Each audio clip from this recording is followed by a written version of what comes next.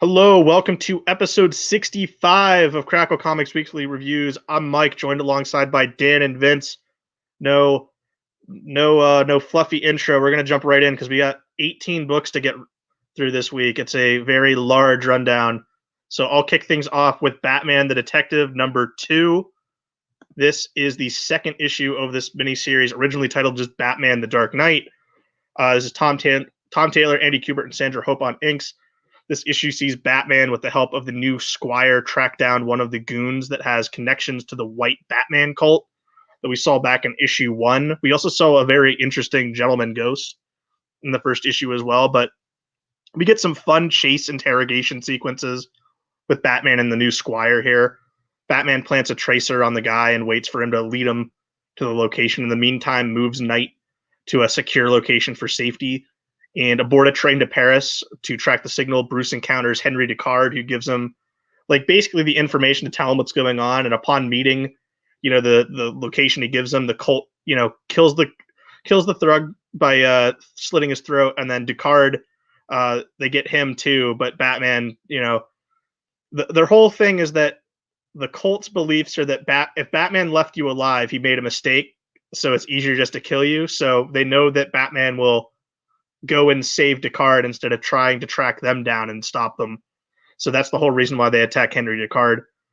Overall, so at the end of this, Batman's left holding a now bleeding out Henry Descartes as the cult's getting away. This was, I think, a lot better than the first issue from a story and art standpoint. I thought Kubert's art was a little messy in the first issue. It's a little bit better here. A lot of action, but I am left wondering where the detective angle really is. Like I said, originally it was just Batman the Dark Knight. Maybe the series should have just been that as originally intended, because currently 2 issues in, I'm wondering where the detective angle is. But overall, I'm liking it in this kind of future state. Not future state, but future tale of Batman. He's a little older and he's got the kind of the gimmicked trench coat costume. So I think Dan read this, so I'll let you chime in. I think you're just jumping into the second issue. Yeah. When you said future state, I just got triggered all of a sudden. God, I don't want to think about not that. Future state, just set in the future. Yeah, Jesus. No, but this was really good. Like you said, the art is just amazing. I mean, just the the coloring that's going on here. I don't know who's doing the coloring here. Is this also Kubert or is it someone else? Off the top of my head, I can't remember. Okay. But I can't remember if Sandra Hope was doing inks on Kubert in the first issue either, but I'm pretty sure she was. Yeah, no, I mean, this, just from our perspective, this is very crisp, and I loved it. And yeah, I guess we'll have to wait until next issue to kind of see where this goes, but I'll give it another issue. Yeah, well, Tom Taylor at DC right now, he's got this, Nightwing, and then I enjoyed Deceased, so he's kind of the man at DC for me right now in terms of the guy who can do no wrong. So I'll stick along for the ride. But Black Cat is still an ongoing book for you.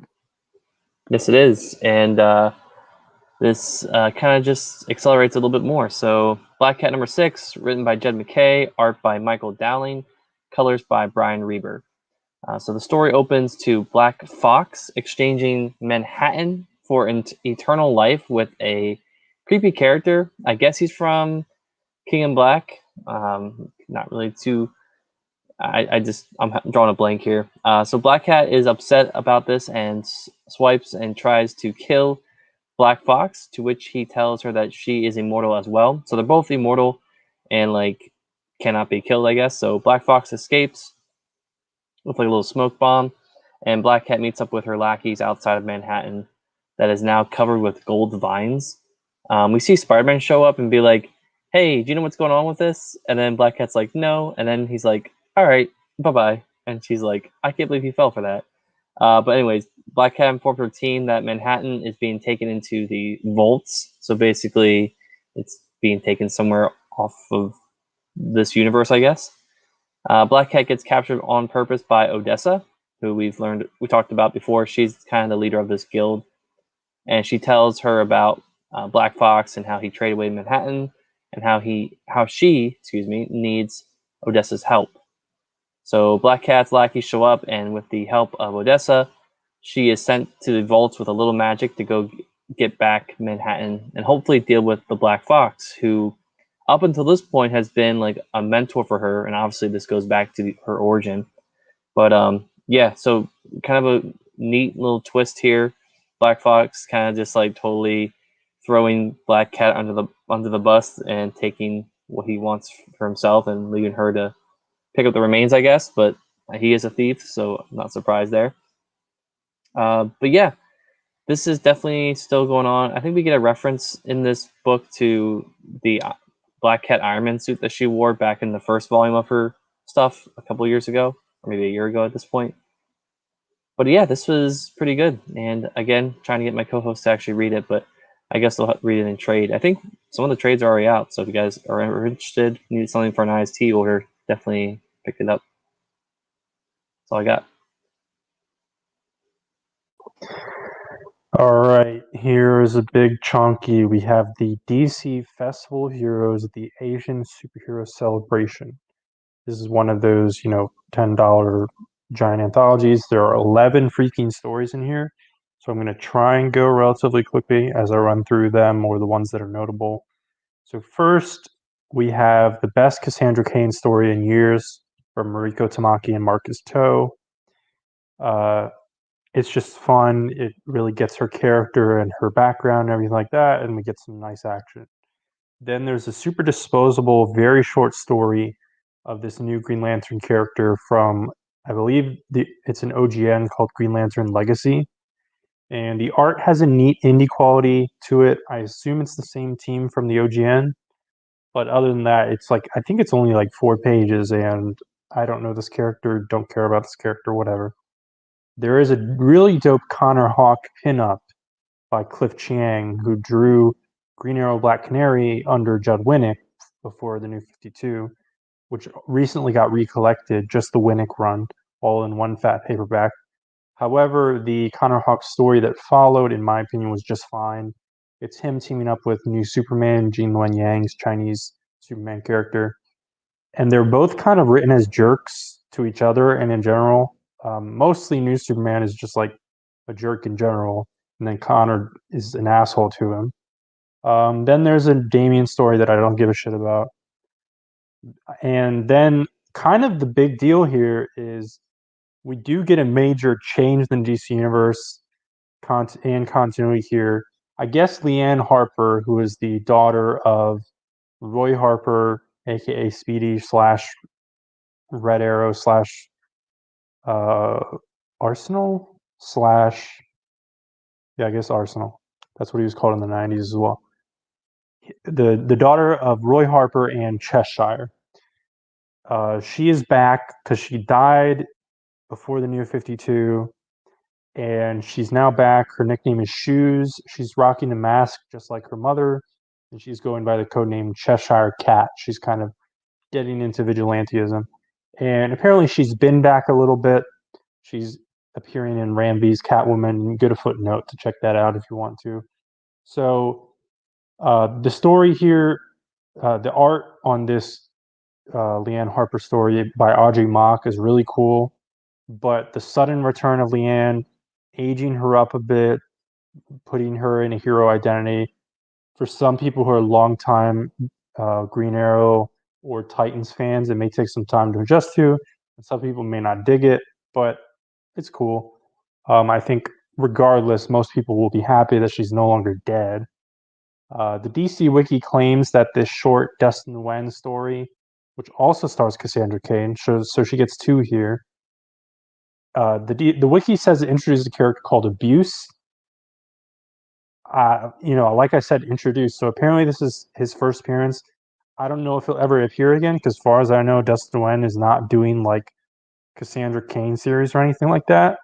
And I'm not sure if another creator would pick this up.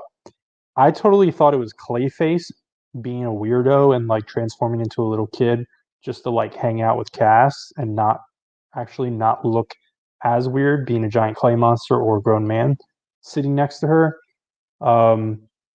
That's kind of how I took it, because I know that those characters were both, in the James Tynion Detective Comics run, and I think they had like a little bit of a relationship because they both have that like outcast kind of feeling. I've seen fan art and stuff. I haven't read that run. Then there's a story of Grace Choi going on a date with Thunder, one of Black Lightning's daughters.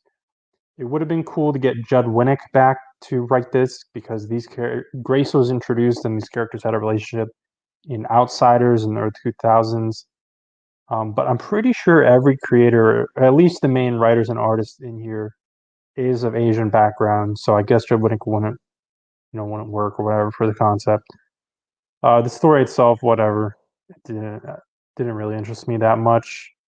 But apparently, slightly similar to Leanne Harper, this is the first time Grace has ever appeared post Flashpoint, which is kind of weird. It's always weird when it's like, oh, this is the first time this character's appeared in this continuity. Then there's an Emiko Queen story. It has really ridiculous, like cartoony, childish art.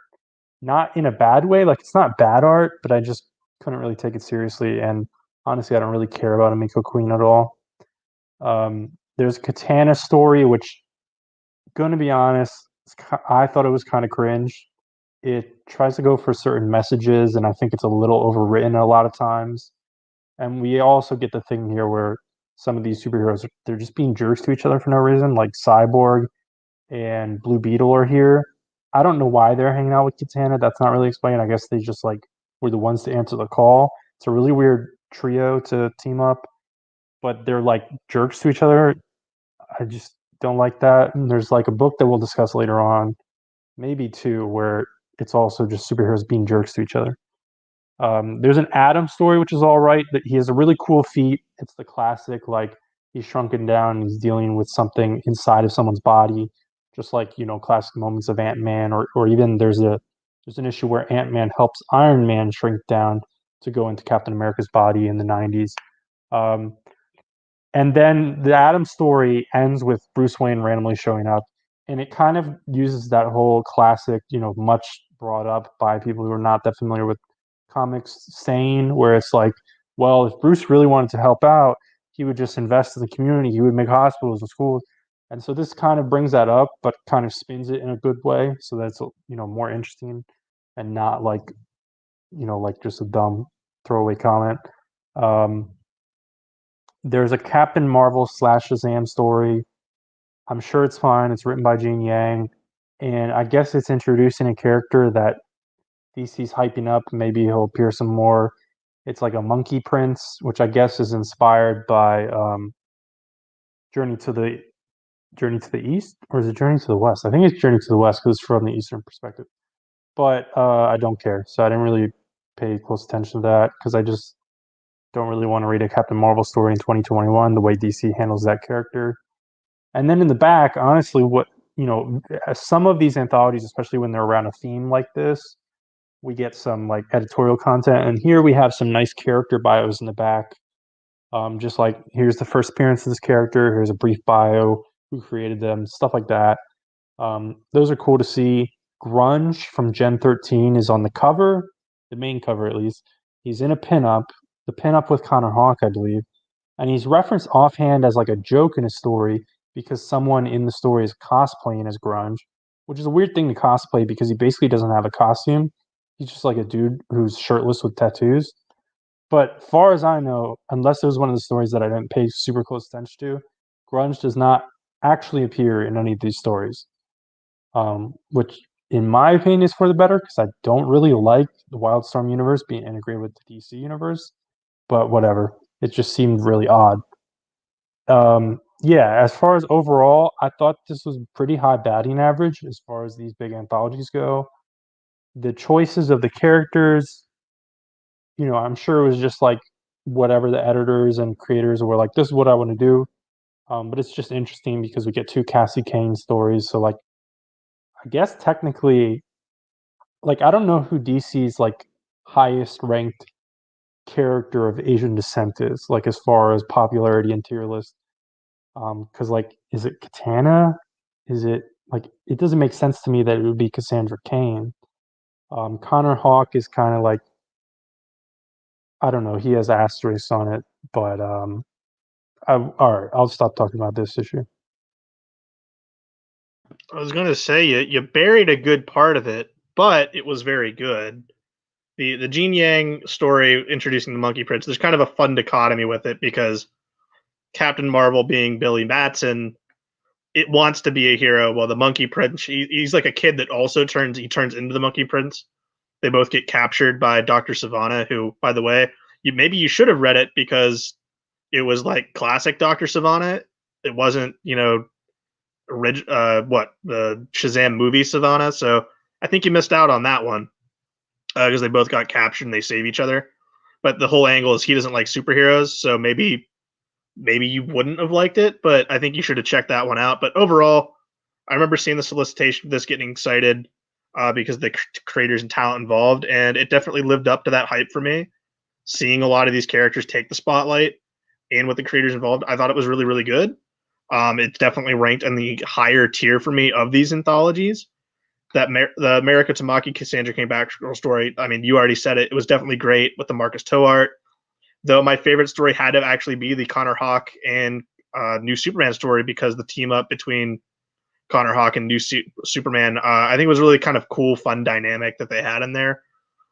Really love the art there by Kumar as well. Well, I believe we were glowing about their work on Detective Comics last year, so cool to see the art there again. The Ram V and Audrey Mock story with Cheshire being the big reveal that it's Leanne. I've been reading Ram V's Catwoman, but only after Joker War, so I can't remember if she's shown up since then. It's only been like 2 issues. I don't think so. But yeah, I'm happy she's back. It kind of fixes one of the big stains of DC history with Cry for Justice, where she died in a really dumb way. And also, low point for Arrow characters in the DC universe as well. So I'm fine with her being back. And, she was a baby, so I'm not as much mad about aging her up here as I was for, like, let's say John Kent, because he was like already a kid doing superhero stuff, and then he just aged him up and for no reason. So this time it kind of makes more sense here. I think the next of these anthologies is the Pride Special, which also looks to be good. So yeah, off the top of my head, I think this one ranks really high, but I'll move into our next book, which is Joker number 3. And I have to say, this is James Tynion IV and Guillaume March. I didn't talk about the first 2 issues, as we talked before about having some severe Joker fatigue, but on the encouragement of some friends, I checked this one out, and I was very happy to discover that this isn't a Joker book as much as it is a Jim Gordon book. So after Joker War, Gordon's no longer commissioner of the GCPD, and he's contacted by this woman who we later learn in issue 2 is working for the Court of the Owls to kill the Joker, and they hired Gordon to do it because they look at him as the most qualified person to track down the Joker out of years of dealing with him. So they're going to pay him like some exuberant amount of money, like I think like $2,500 million or something like crazy. And because Gordon needs the money, he's like, yeah, I'll do it, no questions asked. But he's kind of like fighting with Batman and Oracle about it, because for him to do this, he's getting help from Batman. So he's got access to the whole Bat computer, and also in issue 2, it's revealed that he knows that Barbara is Oracle / Batgirl. So I'm possibly insinuating that he also knows Batman is Bruce. But if you're like me, you kind of also, Gordon might have always known, he just doesn't acknowledge it. So not a huge deal there. But he's on the trail of the Joker, where he's last seen in South America in issue 2. He's kind of overthrown this house of a drug lord, and he's overtaken it, which has spawned this cartel war. So just as Gordon is going to the address that his last location is in, he's pulled into this mess by the Joker.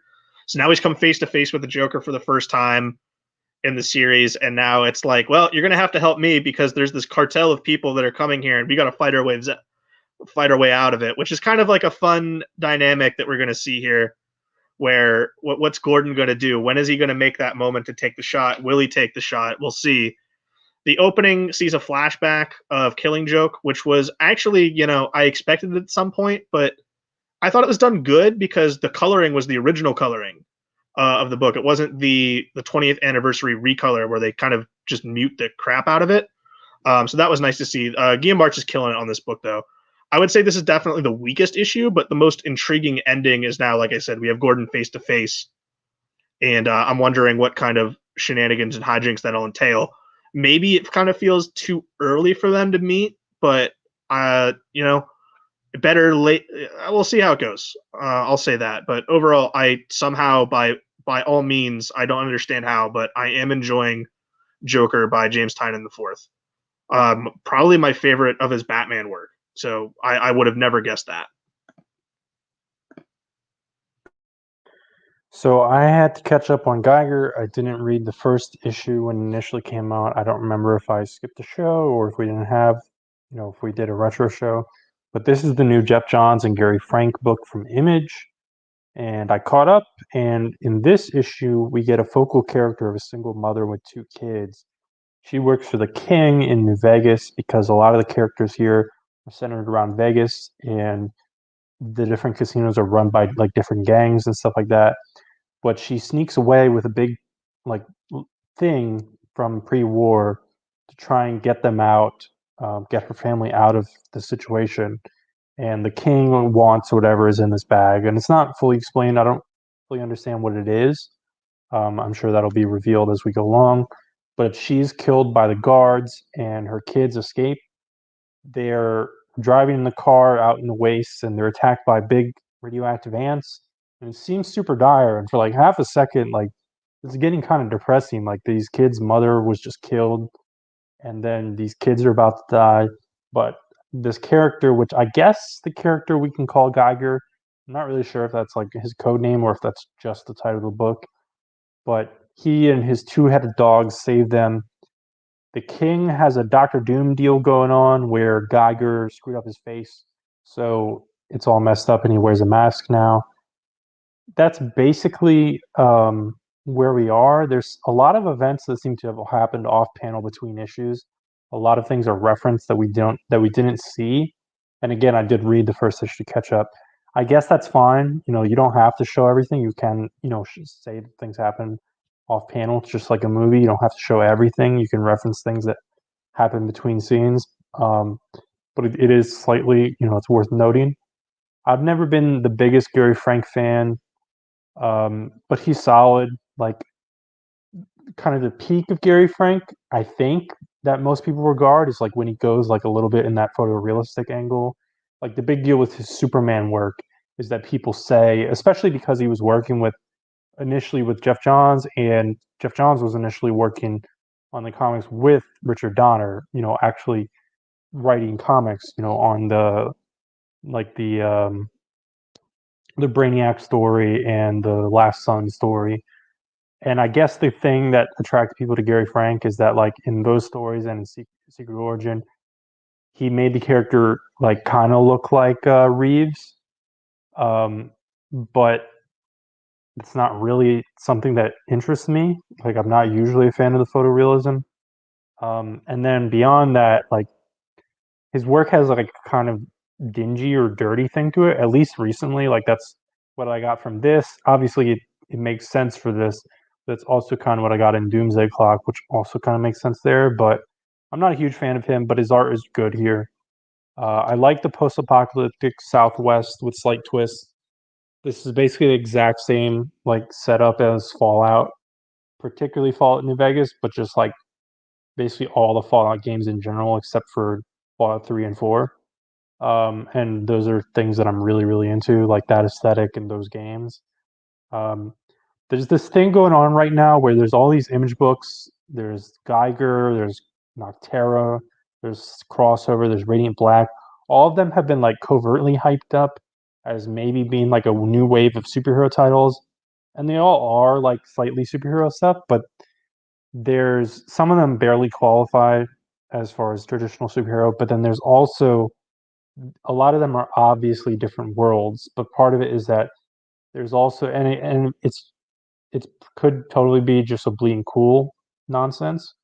But some of these creators are like, oh yeah, we're bringing superheroes back to Image, and it might be a shared universe, but like this book Geiger, I don't think this can cross over with anything in any like realistic way beyond getting into full on multiverse, parallel universe, time travel type of stuff.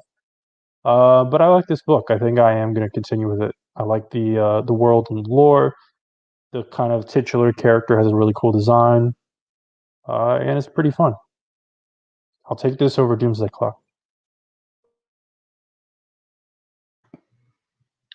Yeah, I think Gary Frank's art started getting messier and more dirty when around Batman Earth 1. That's when I say it happened. I think I've slowly just not become as big as a fan of his work. This looks fine, but it's I think I've seen things that look better. Maybe I'm just not as much as a Gary Frank fan as I used to be, and tastes change. Yeah, this is. I mean, upon reading the first 2 issues, like, all right, Geoff Johns likes Fallout New Vegas, and he's like, let's make Fallout New Vegas the comic book. Overall, I'm pretty fine with that. He's doing his own kind of deal with it. There's kind of a Game of Thrones deal going on with the villains. They're very much like a house, evil houses going against each other. Plus, they got the whole medieval thing going on. They're using like swords and knight's armor, which is like a weird aesthetic for like desolate desert wasteland. So I'm happy that it's not just like copy and paste Mad Max aesthetic. It's carving out its own thing, and I like the design for, as of right now, let's call him Geiger. It's kind of he's kind of like got like a Dr. Phosphorus deal going on, but it looks cool. You kind of also think of Blight from maybe Batman Beyond. Overall, I like the visuals of it. But like even in this issue, Vince, he's fighting giant scorpions, giant ants. That's right out of New Vegas, very much so. But I do like how the ends of the book, they do promise like, all right, your answers are going to be revealed here. So it's stringing you along. There is like an omnipotent narrator that lays out the scene for you, but at least like it's telling you like, hey, you're going to get, if you keep reading, you're going to find out. It's not going to, at least as of now, 2 issues in, it's not going to completely just drop things and not tell you something like maybe like a J.J. Abrams show would. So it's got that going for it. Overall, I like these 2 issues over Nocterra because I think me and Dan read the first issue in Nocterra and we didn't really care for that. So in the DC writers coming over to Image to do their own thing, this one I'm much more sticking with over Nocterra. Overall, other than that, I think it's good. And there's a Tomasi book that's coming soon, which I think was like kind of accidentally or surprise revealed in an ad in the first issue of this. So I'm sure we'll all try that issue out, the first issue of that out, which should hopefully be nice. And I do want to, one last thing is, I'm not a huge Batman Beyond guy, so I wouldn't have thought of Blight, but the comparison's there, and that's a really badass character design on Blight. Who I guess Blight's probably loosely inspired as like a Beyond future version of Dr. Phosphorus, maybe. Who's also a really cool design. Yep.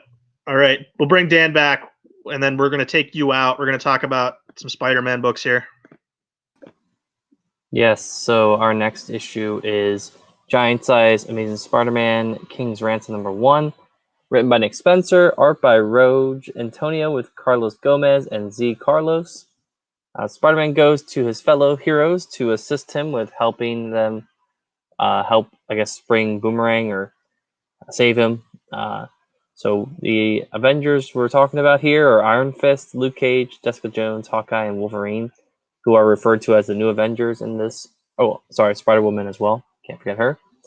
They're referred to as the new Avengers, so obviously that's what they are. We get a pretty cool double splash page of the Avengers fighting against the villains that have all met up like outside this like manhole cover where Boomerang is underneath, like hiding in. So Spidey goes down to the manhole cover when J. Jonah Jameson suddenly starts the live stream of Spider-Man's new suit and announcing that print is dead. Oh my god. That's an inside joke that we all have. Anyways, but he actually releases these pro Spider Slayers, which basically allow like followers that like fans of Spider-Man to attack the villains themselves along with the Avengers. So that's kind of funny, I guess. Spider-Man catches up to Boomerang underground and has a heart-to-heart with him until the Boomerang Revenge Squad shows up. And in this squad here, we have, I think, Speed Demon, Shocker, and Hydro Man, I believe. So down on the street, Black Cat shows up to steal Kingpin's tablet and provides it to Spidey, who tries to go for the last piece of the tablet himself until a ghost shows up and demands that a sacrifice, or actually no, only a hero with a true heart or something will be able to get the last piece. So Spider-Man's kind of scared about that, and he actually decides to get rid of his new suit and take on the Ghost with his, classic, red and blue suit. And he passes the test, gets the tablet without dying, and then he's attacked by Shocker, Speed Demon, and Hydro Man before being knocked unconscious and waking up in his apartment with Black Cat. And in his apartment is a note from Boomerang, basically saying that he betrayed Spider-Man and that this was the only way back towards the life he wanted to live. We get Boomerang kind of celebrating with his villain friends in a bar, and he's kind of hesitant and still kind of feels bummed about it in some ways, that he had to do that to Peter because he was close to him. I mean, they lived together. But anyways, the end of the issue sees Fisk getting the tablet, who everyone thought would be used to reincarnate his wife Vanessa, but turns out he actually uses it to reincarnate his son, who he misses very much. And that is where our issue ends. So yeah, this definitely has kind of hints of the old tablet saga back from the early Spider-Man stuff with the Kingpin, but obviously a different take on it. And the whole Boomerang thing, it's disappointing to see, but I think it was a pretty cool plot twist. I feel like most people probably thought, halfway into this that, Boomerang's going to have a change of heart, he's going to team up against Spider, and they're going to save the day. But it didn't turn out that way. So I applaud Nick for, Spencer for making it that way and not sticking to a very predictable outcome, I guess. So, Mike, what did you think of this one? I don't like the double turn here. I really think that by the journey we were on, Boomerang should have stayed a good guy. But maybe that journey is not completely dead yet, and we'll pick it up later. The Rose is back. That's Kingpin's son. I'd rather have the Rose back than Vanessa, because I feel like if you bring Vanessa back, that's a thing we've already done to death a bunch. So this is a new dynamic to it. The new suit's gone. I called that happening. Also, Spider-Man's in his traditional red and blue on the cover here. I kind of felt that was going to be the way this goes. I liked this story. I don't know why it needed a giant size issue to cap it off. This kind of really could have just been Spider-Man 66, and we could have been done with it. Overall, yeah, it was fine. I liked how I liked the new Avengers reunion here. They acknowledged it too. I liked how they were even confronted Peter. It's like, hey, you don't show up and hang out with us enough, and that is playing to the point where Spider-Man has been busy, and we see all the stories that are happening in Spencer's run. Good callbacks all around. I thought it was, good, and we'll see what happens as we enter the next big story, which I can't remember off the top of my head. We'll see what happens. We'll know we're going to get round 2 with Kindred eventually, maybe 100 issues in, but it's all about the journey too, and that's kind of how Spider-Man's been. You're not going to get everything all wrapped up, especially with people having long runs, but it is kind of crazy to think that, and I mentioned it last time, we're over 70 issues if you count the side issues of Spencer's Spider-Man. It's like, I am starting to think that if he hits 100, I think that might be it, and then we'll see what happens next. So we'll see, but overall it was good. Still, once again, another art team on the book, but I'm not. We gotta basically hit a point where we just have to stop mentioning it because it's gonna keep happening. We're gonna have a rotating team on it, but just gotta accept it. Yeah, we just have to accept it. It looked good. I think this looked better than last week's when it was the double Federico team on it. But yeah, it was good. I mean, if I'm left upset that Boomerang had the turn, I think that's what I wanted. So I guess we're going to play with a thing where Spider-Man has to really, play with that judgment of character again. He let someone get close and he got burned. What's going to happen the next time? For me, I think he's going to have to make the next choice with Kindred and try to bring Harry back, and what's going to happen there. I think that's all kind of a setup that we'll address again later there, which, is a good layered thing. We'll see what happens when we get there. But overall, no, I like this. I don't know why it needed a giant size issue. This could have just been Amazing Spider-Man number 66, but we'll get to the next chapter of this saga I think, probably next week in Amazing Spider-Man number 66. But I'll go into the other Spider-Man book here, which is Amazing Spider-Man Spider's Shadow #2. It's part of this new What If line where basically the What If, it's Marvel What If, but like over a full arc. It's not just one issue. You're getting like, I think 4 to 6 issues here. This is Chip Zdarsky, Pascal Ferry, and Matt Hollingsworth on colors. And the whole What If here is, what if Peter completely bonded with the symbiote and didn't get rid of it? And the end of the first issue, he kills Hobgoblin after Hobgoblin murdered Aunt May, so he's spiraling and kind of going even more closer bonded with the symbiote at this point. He's starting to see the benefit to himself in killing his villains as it stops them permanently.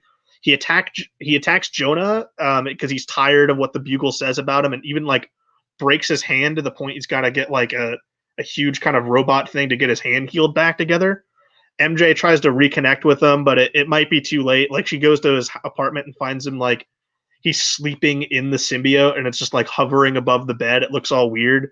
The Fantastic Four, well, more so Reed, is running tests to be like, hey, I think we're pretty close to a permanent bond with that symbiote.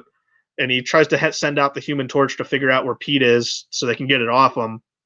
And then the big moment here is that Kingpin sends Shocker, and I think it's Shocker and Scorpion to attack Peter, and he just brings Kingpin like the arm and the tail of Shocker and Scorpion, be like, I'm done with them, and then he kills Kingpin, so that's a huge deal. And then the ending here is that Jonah bankrolls a new Sinister Six to try to take down Spider-Man, but before they can strike, Doc Ock is attacked by an undercover Eddie Brock saying it's his job to stop Spider-Man. So now I don't really know what's going on. Overall, I thought it was good. I might tap out here just because I think there's a threshold on Elseworlds where it's like, if it gets too weird, sometimes you want to see, but it's also like, okay, I'm out. I'll come back later and see how it wraps up. I'm kind of hovering on how that is right now, but I do enjoy the Pascal Ferry art.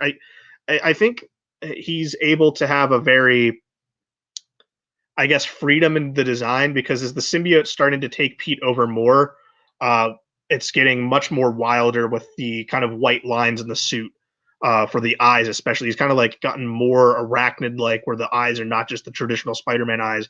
It's like 3 dots now. So kind of something new and different to play around with. But overall, I might be tapping out here. I might not. We'll see the next time on the rundown. But I'll go to Vince for the next issue of Ice Cream Man.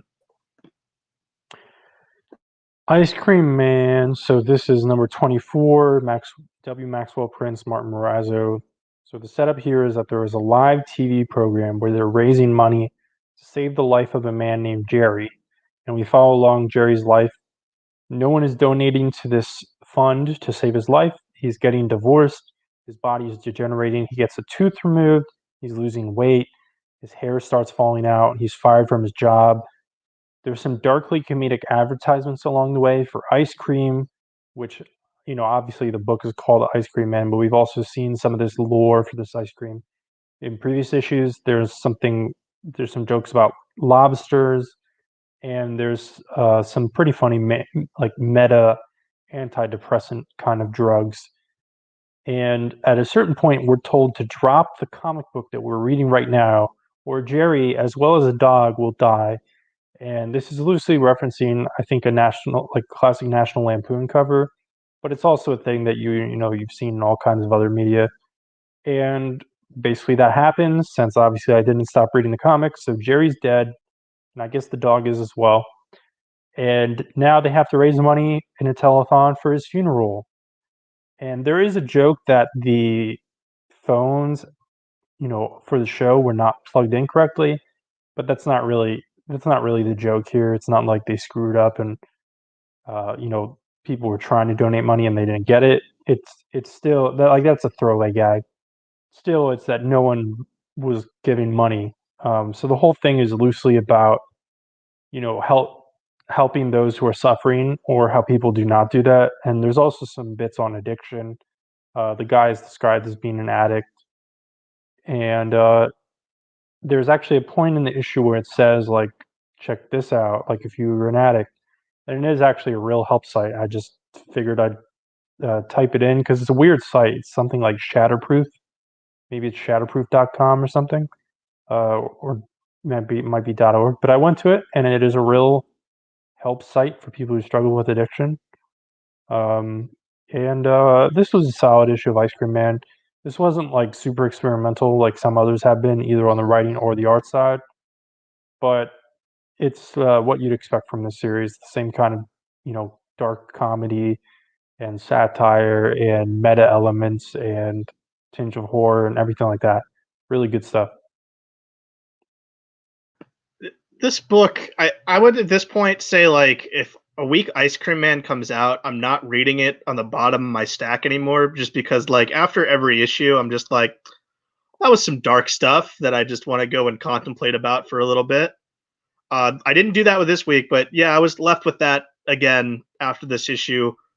It W. Maxwell Prince has a very he's got a gift, and it's dark comedy that makes you feel bad for laughing at some elements that happen in the book. Like the lobster thing is like really funny, but also kind of messed up in its own way, along with the self-help medication. But I'll just echo you, and the courtesy of time. Martin Morazzo is still great. W. Maxwell Prince do also great. Like, it's just another solid issue of Ice Cream Man, where at this point I'm just kind of waiting to see how long this goes and how far it's going to reach, because it's been really, really good since jumping on with you on it. Yeah, one of my favorite books for sure. Yeah. All right, another Image book, a new #1, Time Before Time. We'll bring Dan in. He's recapping this. Yes, bless up to my homegirl, Cyndi Lauper. If only it was Time After Time, but unfortunately it's Time Before Time. So whatever. Shout out to her though. Anyways, Time Before Time, written by Declan Shalvey and Rory McConville. Art by Joe Palmer and colors by Chris O'Halloran. That's an Irish name. So our story begins back in 1987, where a man, woman, and child are in a hotel when the child asks about Wi-Fi and flips out when he realizes that it isn't invented yet. So that's a little strange. We then fast forward to 2140, where we see the man, this man, I guess, named Tatsuo, Tat for short, I guess, return from a time warp. Tat is suffering from a sickness that has been caused by all the time jumps he has made, and finds out from his friend Merv that the time pod that he's using needs to be repaired. So that kind of makes him upset, because I guess that's his source of income. So then we get some more backstory on him. We see that Tat is kind of in debt to this group called the Syndicate, and he's currently paying them back by transporting people to other time periods, whether to get away or, for business or whatever. Tat and his friend Oscar kind of get to talking about stealing a new pod, so that way they can kind of escape and go do their own thing. Tat's kind of like, no, we're not going to do this, and then eventually they're like, oh, let's actually do this. And then before he can actually spring it and start doing it, he has to go back to work and help out more people. So he takes this one guy back to 1963, where he's escaping being accused of murder back in 2141. So in 2141, Tat is informed that Oscar was captured and made it back okay, but apparently he went through a lot of crap. So he goes to meet him in this town called Avalon. Oscar recounts his time in the future, where he spent about 7 years locked up and or fighting wars and other craziness, and he's pretty much like super aged now and like really old and in a wheelchair and stuff. So Tat's kind of freaked out by that. He goes to see Frank, one of his other friends, about the last remaining pod. As he stops to look at it, he is attacked by this agent known as Nadia Wells, who boards the pod with him, because basically as soon as she shows up, other people show up and try to shoot him and her, and they both have to escape in the pod going back to 2042. That's where she wants to go back to. But all the blaster fire from onto the pod actually fries the like transporting time thing. So they get transported to like this weird time, which we don't really like. We kind of see in like a splash or like a panel, kind of like showing the time, but like in different fragments of numbers. So obviously something went haywire here, but the pod is shot and they're able to escape, but they're they end up in who knows what time. So this is a very interesting premise. Obviously, with the inclusion of time travel, there's a lot of time travel stories out there, right? But I think this one has a pretty cool premise. The introduction of kind of slowly giving us as the readers more information on kind of what's going on. I think that's a really interesting tactic that Declan, uses in this book. But overall, I thought this was a really interesting story. It kind of reminds me a little bit of Paper Girls in some ways. So take it with a grain of salt like that. But I'm definitely going to stick around for a second issue. I think this is really good. My only gripe would be that it's not called Time After Time. But yeah. So who read this? Anyone? Both? We all read it, and it was great, at least to me. Time Before Time, I think, is going to make more sense because of where they end up. But no, I love this. The art is terrific. Declan Shalvey he's really good at what he does, and I think he has the cover for this. But the art here was also very, very good by Joe Palmer, and then Chris O'Halloran on colors is just we've talked about him before. He's terrific on color work. You said it reminds you of Paper Girls. It reminds me a little bit of the movie Looper with Bruce Willis and the guy who played Robin in, I can't remember his name right now. Top of my head. O'Donnell? No. Oh, well, Joseph. Yeah, Joseph Gordon-Levitt. Yeah. Oh, okay. Directed by Ryan Johnson. That's true. It was directed by Ryan Johnson. It was an all right movie. But because their whole thing in Looper is what they kill people and they can escape through time. So this kind of the same deal here. But no, I really like the concept, and I'm totally down for this. Yeah, I don't have much to add except the art. I'm not really familiar with Joe Palmer. I mean, a lot of the art, as you guys noted, is being not carried, but a lot of the appeal of it lands on Chris O'Halloran. But the art itself by Joe Palmer, who I'm not that familiar with, was really fantastic as well. There's not to interrupt you, but like there's some cityscape shots in here that I can see ending up becoming like a laptop or phone background to me because they just look that cool. Yeah, it's got a really nice mix of like a cartoony style, but it also kind of fits with like a noir / sci-fi. Like it fits genre, but also has a very like classic kind of cartoonish style to it, and I really like that mix. And then O'Halloran, especially some of the scenes, I think the first couple pages in particular, like use really vibrant, like moody colors and stuff like that, and just looks really great. I would say, I don't know if so much for you, Vince, but like this reminds me of something like I would maybe see on like Adult Swim like a long time ago, because just of the way it looks, the way it moves, it's very reminiscent of like an old school kind of anime looking series with how fluid the motion is on different aspects of it, and that really draws to me because of that. So I'm really excited to see what they do here, because you're playing with so many elements that make it stand out in different ways through just the art itself, with the way what time they're in, but also the color and the mood is going to be effective in different ways too. So,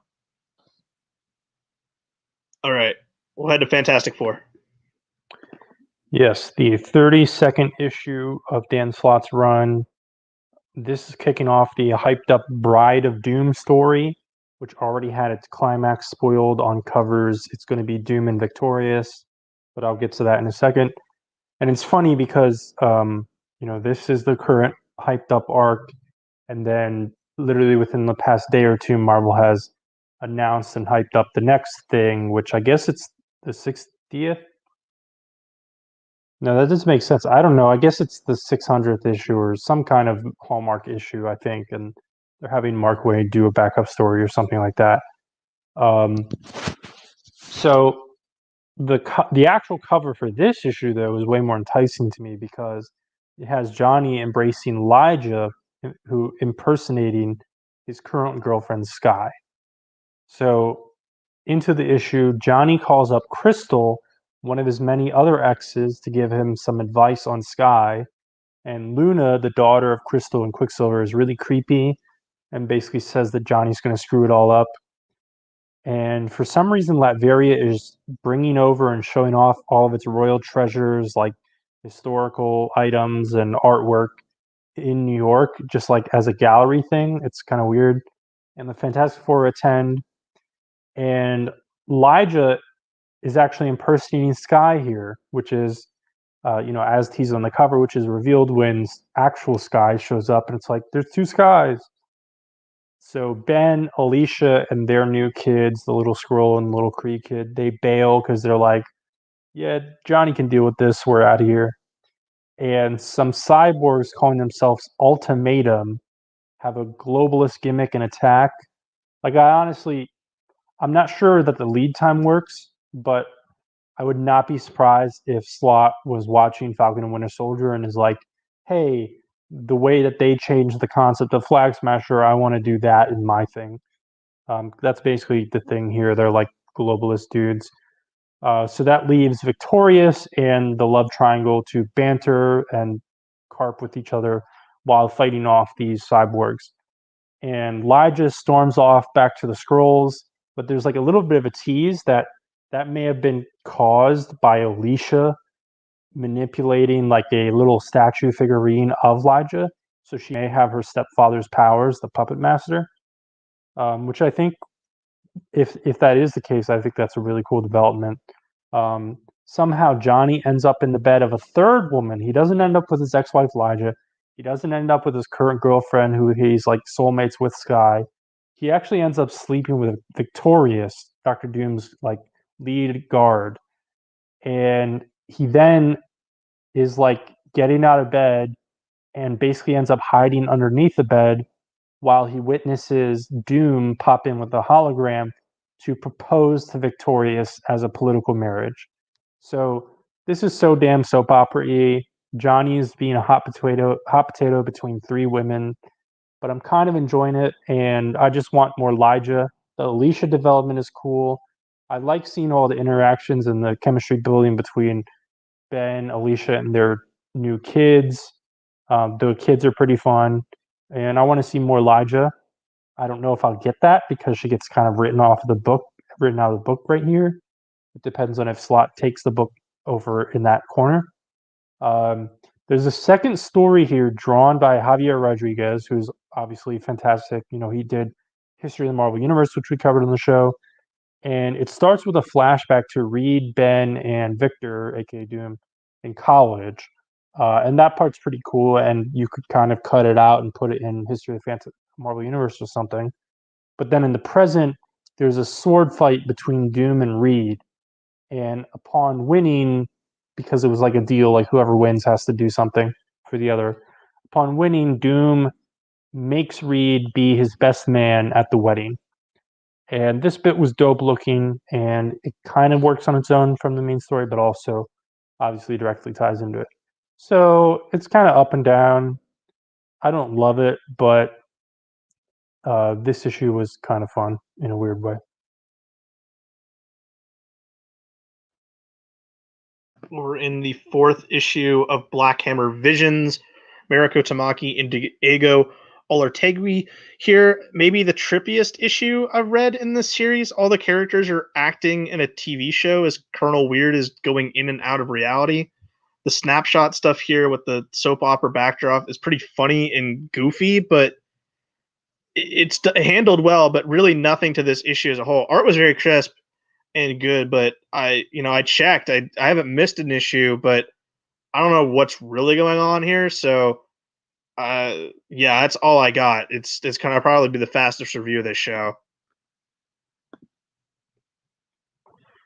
Yeah, I don't have much to add because I was completely lost, especially since I like barely know these characters in the first place, like when they're regular. The next issue sounds pretty neat though. It's Kelly Thompson and Leonardo Romero doing that, like I forget what they're called. It's like Skull Man and Bone Digger or something. I don't know. They're really cool character designs, and I like that creative team. Yeah, same. All right, let's quickly talk about the X-Men books this week. So, Children of Adam, I can be quick. This is Vita Yala Medina, third issue. So, Carmen, aka Gimmick, she's special and perfect because she balances her YouTube videos about cosplay with being a superhero and all of her dumb teenage drama. She bought an old broken Magneto helmet on eBay for $500, which is kind of weird. Then somehow these characters are up in space on a ship, and then they crash and something. She's romantically interested in the tomboy best friend, but they're interested in the hunky dude. And then in the final panel, she's like all veiny. I don't know if she's turned into a werewolf or if she's sick or if she has some new power. I don't know. I kind of lost the plot and I don't give a crap, so I'm dropping this book. I kind of liked the first issue, but no interest now. Yeah, I'm gonna have to share the same sentiment over here in X-Corp #1, Teeny Howard, Alberto Foschi. Another new X book in this ever expanded bloated line. The book highlights the elements of the X-Men running a huge pharmaceutical company and the trials and tribulations that go along with that. As they have those miracle drugs they have, and they have to fight capitalism. I guess that's the angle here. The cast is Angel and Monet are the heads of the company, and they get the approval from Xavier to expand the corporation. So they need to add to their board of directors. So they recruit Madrox and Trinary to help them, as Madrox is the one that's like making the drugs, and Trinary can help Monet at different angles of the organization and like uncovers a cyber attack through her powers. So they got to fight that. And then Angel is at this like business meeting where he's confronted by bad, evil businessman of old money and wants them out of business because they're making them look bad. They get like a new flying island as a headquarters. I'm going to be honest, like, didn't hold my attention. I'm not the biggest Angel fan, to be honest. I always kind of felt as him was one of the most boring of the original 5. So anytime he's front and center, I'm just like, I don't really care. But it was nice to see, Monet and Madrox again from my time as being a big fan of the Peter David X Factor run in the 2000s. But Madrox kind of felt a little out of character here, though. I didn't like it. Probably just not for me. There's at this point, there's probably an X-Men book for everyone, honestly, with how many books there is in this line. But yeah, in an already bloated line, I'm kind of reluctant to pick up any more X titles going forward, and now I'm starting to see if I want to cut out the ones that I'm currently reading. So outside of seeing Monet and Madrox again, nothing here that's keeping me sticking with this one. Yeah, pretty much same. I'm not familiar with this artist, Alberto Foce, or however you pronounce it, but he was pretty solid here. I actually kind of liked his art, but I just don't care. This isn't like, it doesn't even really feel like a superhero comic, which it doesn't really have to be, but that's kind of what I want from an X-Men book. Well, that's the problem with all the X-Men books right now, is none of them really feel like a superhero comic. Yeah, a lot of them at least, but like this and like Sword, like they're at the top of the tier as far as that. And this reads like an actual Hickman book, like almost more than some of the actual Hickman issues, and I don't think that's in a good way for me personally, or at least the context in which I'm pointing it out here. This book is really needling in on how this whole Dawn of X status quo is basically bullshit, waiting to all fall down and crumble, which has always been obvious. But then, like, do I want to read years of the X-Men all being glum assholes that think they are, quote, simply superior, as Monet offers as the slogan in this issue? Also, Warren, I think, is kind of written down here. Like, he has like a ton of business experience and expertise beyond Monet's, but like he's kind of taking like the number 2 back seat here. I feel like it would be interesting to see him be a bit more assertive and like have a bit more input on things, but he's kind of tagging along and playing the number 2. But it doesn't matter because I'm pretty certain I'm not going to read the second issue. Yep. All right, we'll bring Dan back for Guardians of the Galaxy. Yes, so this will be a very quick recap here. So, written by Guardians of the Galaxy number 14, written by Al Ewing, art by Juan Figueri, colors by Federico Blee. So on Throne World 3, Doom stands over the seemingly defeated Guardians of the Galaxy with a sword when Hulkling shows up and whacks him in the face and takes the sword back, to which Doom uses his mind control powers to basically switch bodies with Hulkling and use him to kind of attack the Guardians. And that's pretty much where that fight is going. So the other half of the Guardians of the Galaxy run into Ego, the Living Planet. So cool to see him, I guess. The other Guardians of the Galaxy back with them. They're able to defeat Doom by swapping his mind control to Rocket Raccoon's body. So basically, Rocket Raccoon is in Dr. Doom's body, and Doom is in Rocket Raccoon. So they decide to induct him into the Guardians of the Galaxy so that they can use him to find out everything that he might be up to. So I thought this was a kind of cool little way to handle this. Seems pretty plucky, as how the Guardians usually are, but yeah, this is all right. We'll see where it goes. Not really much else to say there. I like that we have we have enough big roster where you can have two things going on. Yeah. That's the strength here. When the images came out and we saw what the full, I think it's 20 people deep roster is going to be, and Dr. Doom was in there, we were all like, all right, what's Dr. Doom going to be doing here? And he kind of fits in because it makes sense because he's trying to do his own thing and he messes up and the Guardians call him out on it and be like, well, all right, you're gonna be with us and we know you won't be lying if we make you sign your debt and name to us, because there's one thing you won't do is you won't go back on your word because you're Doom. So they stick him in Rocket Raccoon's body, and then for him to get his own body back, he has to not double cross them, which I kind of like that. And I liked how he was kind of using his sorcery to mess with them a little bit. I thought that was kind of clever with the mixture with the armor. The one for Gary art is really, really good here. Especially with Ego. I like the way Ego is drawn. But overall, 2 issues into this new status quo on an already, it felt like so much has happened, but we're only 14 issues in. But earlier Vince was talking about how we're 30 some issues into Dan Slott Fantastic Four, and then we're almost 70 plus issues into Nick Spencer Amazing Spider-Man, but it still feels like a lot has happened in this book. So I'm still enjoying it. But I'll quickly transition over to Superman number 31. And in Superman number 31, this is Philip Kennedy Johnson, Scott Godlewski, and Norm Rapland on art.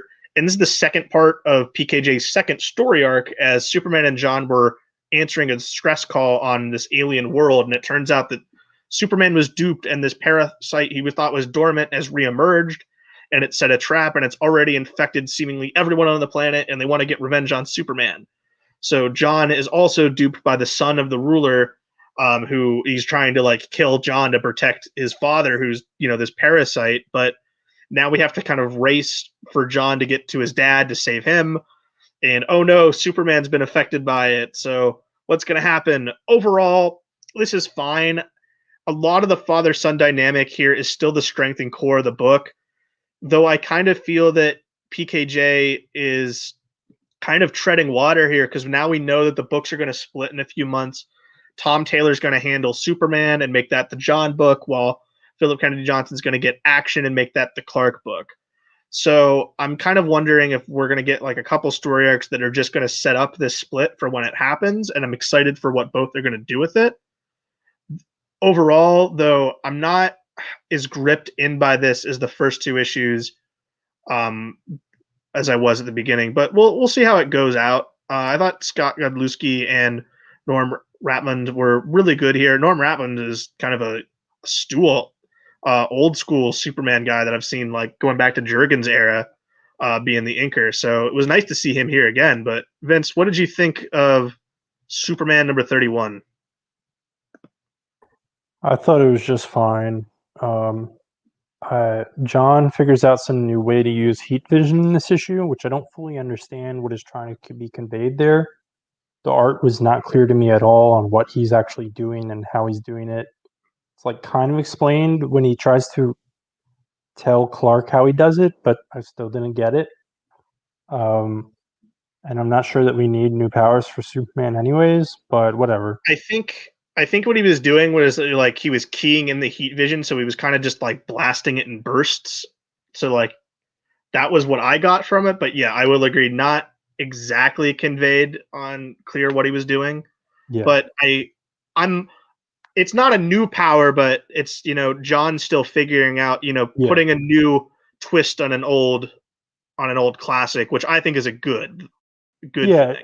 Yeah, I mean, not a new power, is just a new application of it. So actually, scratch that point, but I still don't understand what he's doing. Right. But I mean, I think the writing here from Johnson is like fine. Like it's a decent enough story, trying to save this alien race, but there's like, there's factors that Superman can't as easily control because it's not punching. So there's like, there's like a beings taking over other beings' bodies that Superman is also susceptible to. The Godlewski art, like I like him as an artist, and I remember reading he did an arc on Tomasi's Detective Comics that I thought was strong, but I don't know if it looks different here or if it's just the match on the character and the story. But I wasn't as impressed here. It seemed like a little bit not detailed enough, or like I mean I don't know really how to attack it, not attack, but like how to come at it critically. But I don't really like it that much. Yeah, I've never been a Scott Godlewski big fan of his from the stuff. I think he did some stuff with Bendis on Young Justice, him and John Timms, who I was never big fans of either of them, but we'll see what I think Godlewski actually did the Future State Superman and Metropolis with John. That might have been John Timms. Their art looks very similar to me, but I'll let you go to Wonder Woman number 772. Yes, this is written by Michael Conrad and Becky Cloonan, art by Travis Moore, colors by Tamara Bonvillain. So Thor, the DC version of Thor, is a dick, and Diana is trying to figure out what this whole thing is going on with Yggdrasil dying, and the warriors in Valhalla are no longer resurrecting after battles. It's all a mess. Ratatosk, the little squirrel dude, it's pretty fun. She goes to visit the dwarves because, I don't know, Ratatosk tells her to. I don't really know why. But also she leaves her sword behind, actually Siegfried's sword. And rather than and she realizes that when she's not that far away, but rather than going back and just grabbing it, she's like, I don't want to confront Thor again, so I'm just gonna go forward without a weapon. But maybe the dwarves, she's gonna get a weapon there. But instead, she runs into Dr. Psycho, who is a longtime Wonder Woman villain. I think technically, I don't know if he's in the movies, but he's randomly in the Dwarven Forge. It's similar to her, where it's he doesn't belong there at all, and he has a little bit more of an understanding that he's there and that he doesn't belong there. But whatever, she doesn't have her lasso of truth, but she grabs a rope and gets down to some bondage torture anyways. The term safe space is used, and then she runs into Nidhogg, who needs an eagle egg in exchange for a key. So she takes a secret slide down the tree, hides inside the egg, and is eaten by Nidhogg. And this is all quite silly, but I guess in a classic myth way, not too different from classic Tales of Asgard Thor. The whole amnesia and out of place plot still isn't much my thing, but the art carries it. And the Young Diana backup is about missing parts of Amazon history and stuff, and not that exciting. I'm almost positive you read the wrong issue. I may have. Yeah, you read 771. You didn't. So quickly to recap, yeah, all that happened, but then Wonder Woman's on the journey. She finds Odin, and now she's going to take down the Valkyries. So scratch that. Sorry, that's the first big goof we've ever had. 771 issues. You were looking for 772, Vince. Yeah, well, I had to catch up, and then I guess I started the recap on the wrong one, and then forgot to go forward. It looks like a dead man appears, which is cool, but kind of my conclusion was, and I think I've said this in previous issues, me personally, I'm not really liking this run, the whole amnesia and out of place thing. So maybe I'm not sure how many issues are still in this arc, I might skip one or two and then come back when she's hopefully back in regular time on regular place, etc. Well, I don't think you'll have to wait long because a lot of what Deadman does is like he's like the guide for her that's trying to help her remember who she is. So he's kind of reaching into her a little bit here. Dan, what did you think of Wonder Woman number 7072 since you actually read it? I thought it was pretty good. I like this Wonder Woman run right now. I mean, I think it's pretty good. And one thing I just want to mention, Vince, Monica just texted me and told me to tell you that she enjoyed your recap, even if it was not the issue that we're supposed to be recapping. So at least you have one fan out there. We'll give it to him. It was a well-done recap of 771. It was just the wrong issue. No, but I'm really excited about this, and this is probably one of my favorite books that I'm reading right now with DC. So that isn't Batman. Yeah, well, I think I'll mention this. I think last week I mentioned that the most intriguing book was Swamp Thing, but this would probably be right behind it with what exactly we're doing with Wonder Woman and where does it go. I would possibly, you could say the book might be carried a little bit more than the art than the story, but paired together with the colors by Tamara Bonham, it's a very beautiful book through and through, and it's well worth the price of admission just for the art alone. And then I kind of like Wonder Woman hanging out in Asgard. It's something different. Like I almost prefer this over just doing the same thing we've seen again, which is kind of what we've seen where someone comes in, they do an arc, and then is that. Though also I think we should look forward to Wonder Girl #1 by Joelle Jones is next week. So we'll have more Wonder Woman on the show. But Dan, we'll throw it to you. Justice League Last Ride #1, which is our second to last book.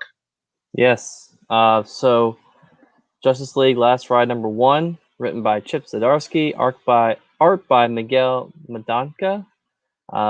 Lois and Clark are chilling at the Fortress of Solitude, where Clark has a bad nightmare of Metropolis being destroyed while he's holding up the, I guess, Daily Bugle, like globe or not Daily Bugle. Wow.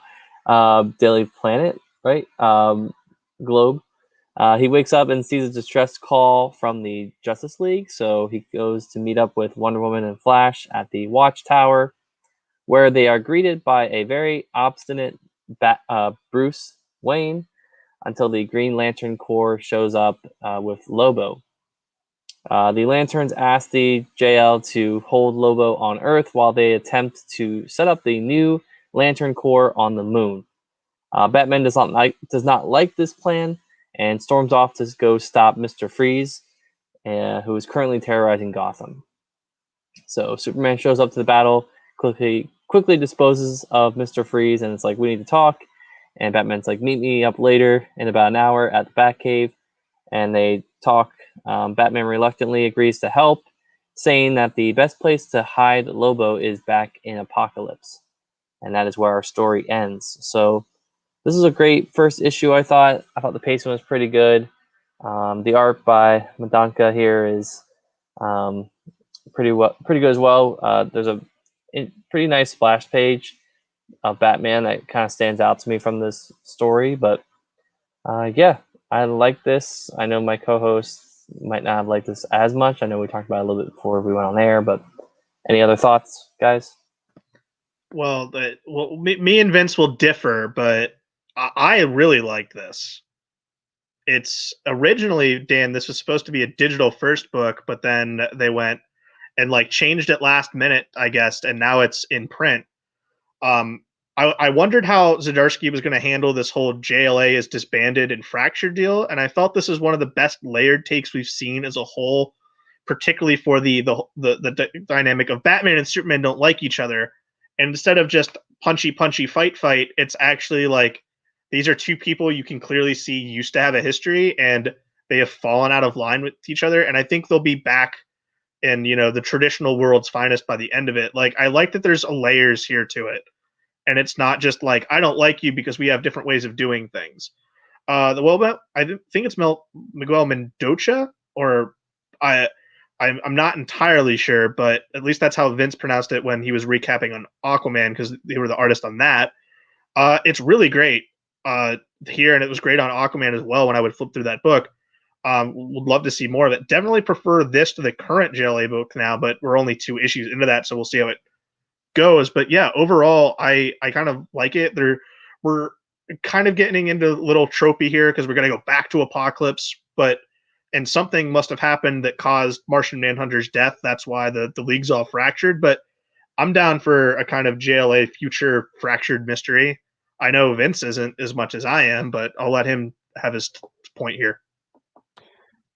Yeah, so my first question is this Barry Allen or Wally West in the Flash costume? Because as far as I can tell, they have red hair.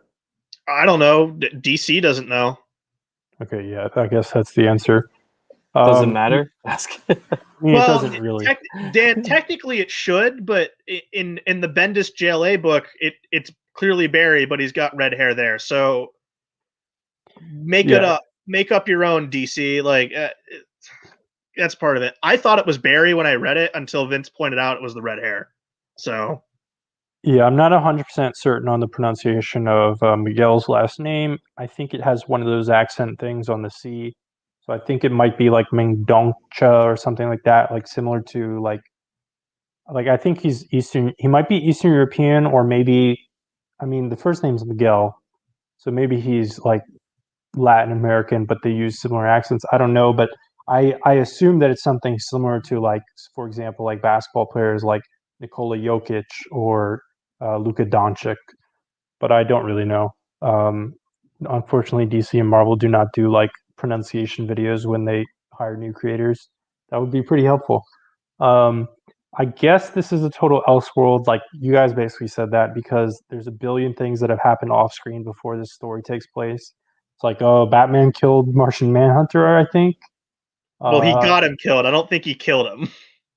Well, Superman uses slightly different wording. My guess is they went to Apocalypse, and because Apocalypse is a fire planet, he died because Martian Manhunter doesn't like fire.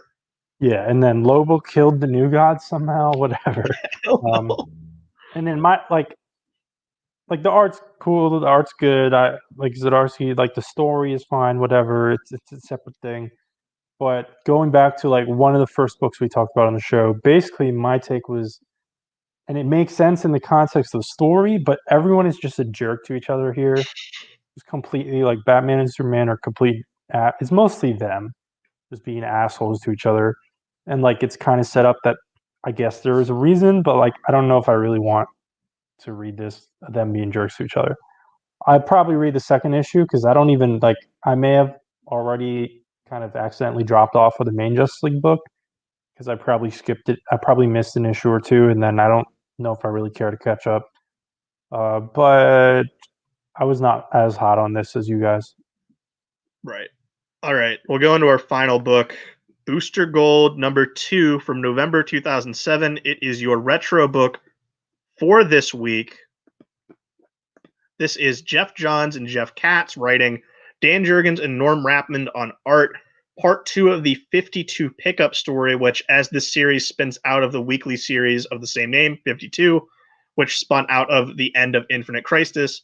And Booster Gold played a kind of integral part of 52. So he, out of his popularity, he gets his own series here. But Booster is with Rip Hunter going through the time stream where they encounter an incursion where they see things have changed and it needs to be fixed. So Booster Gold is basically going to be the guy that has to fix the time stream every issue. That's kind of the kind of deal of this book, to my knowledge of it.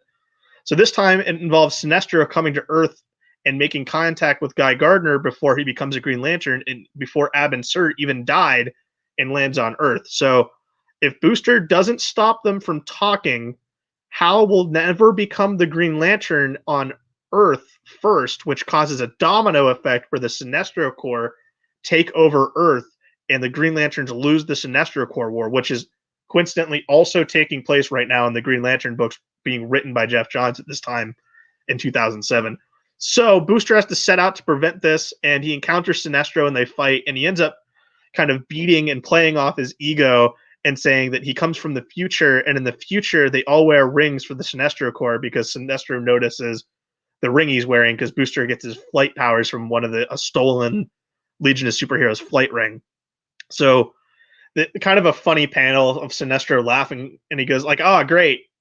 they all love me in the future, and he just disappears. And this is at a time when Guy Gardner's kind of at a low point of his life, and he's in California to go watch the Rose Bowl because his alma mater, Michigan, is playing in it.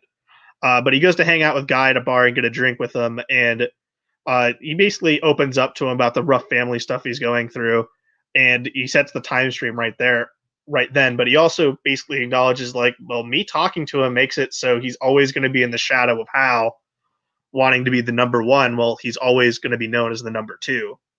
So it's kind of an interesting deal where, the time stream's set right, but also Booster's like, I kind of prevented this guy from maybe being the best he could be in some ways. But overall, I thought it was good. The art, yeah, it's starting to look a little bit dated in 2007 with Jurgens and Ratmund.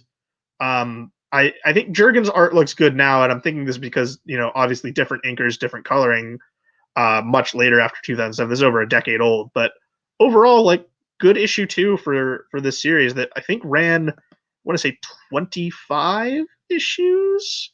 Not entirely sure. But, gentlemen, what do we think? Can we just talk about the one panel where Sinestro's like going like this with his mustache? Yes, it's amazing. I love that. No, I mean, yeah, this definitely feels a little aged, but I mean, I still think I still found it enjoyable. A lot of good action and some heartfelt stuff at the end there, but no, this is good. Yeah, I mean, it's definitely a great book. The book is part mindfuck fan service, DC jerk-off material. There's all kinds of references to events and alternate universes, and there's panels where they're going through the time stream where you see different things. You could phrase that differently, I just want to say. But it also has a lot of great character work with Booster, with Guy, even with Sinestro, kind of. And yeah, you both basically said, but this is like an era where Jurgens' art is just like barely looking old, like it looks from the 90s or 80s, but it's not that egregious. And I think some of that might be on the coloring, because I don't think his Rebirth Superman, which I think he did draw at least some of his run, a couple of issues or an arc or something like that. And I don't think it looks quite like this. So no, I'm not looks sure more modernized, and I'm assuming that's because of the coloring and inking. Yeah. But this is a classic run, these first, dozen issues or so with Geoff Johns involved. And then it stays pretty good the entire time. It runs surprisingly long, too. I think the final issue is 57. Oh, wow. 40, so much went a lot further than 25. It might be 47. But it goes pretty far. I mean, this goes through the very end of pre-Flashpoint, because the final couple of issues are one of the, I think, the only series, the only ongoing series that directly tied into Flashpoint, the last couple of issues of Booster Gold. Well, that and Geoff Johns' Flash also tied into it. Well, that's it leads up to it, but there's not a Flash issue that's happening at the same time as Flashpoint. Yeah. All right, gentlemen, we're at the end. It's that time. Picks of the week. Oh, and I have no idea who Jeff Katz is, to be honest. My pick, I think I'm going to go Ice Cream. No. Geiger?